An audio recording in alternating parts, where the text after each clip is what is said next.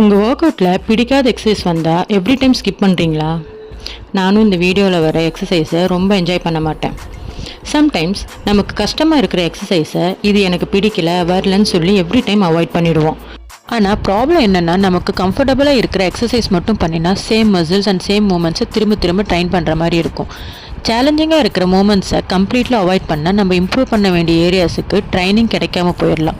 But one important thing, exercise பிடிக்கலன்னு skip பண்ணுறது வேறு, பெயின் இருக்குது, இன்ஜுரி இருக்குது, இல்லை எக்ஸசைஸ் உங்கள் பாடிக்கு சூட் ஆகலைன்னா ஸ்கிப் பண்ணுறது வேறு. அந்த டைமில் ட்ரைனர்கிட்ட டிஸ்கஸ் பண்ணி சூட்டபிள் ஆல்டர்னேட் சூஸ் பண்ணுங்கள். So next time I don't like this எக்ஸசைஸ்னு சொல்கிறதுக்கு முன்னாடி வை டோன்ட் ஐ லைக் இட்னு யோசிச்சு பாருங்கள். Is it difficult or uncomfortable or do you simply need more practice? ஃபிட்னஸ்னால் நமக்கு பிடிச்ச எக்ஸசைஸ் மட்டும் பண்ணுறது இல்லை, நம்ம கோலுக்கு தேவையான ட்ரைனிங்கை ஸ்மார்ட்டாக பண்ணுறது. Don't force it, don't always avoid it, modify it when needed. See you in next episode.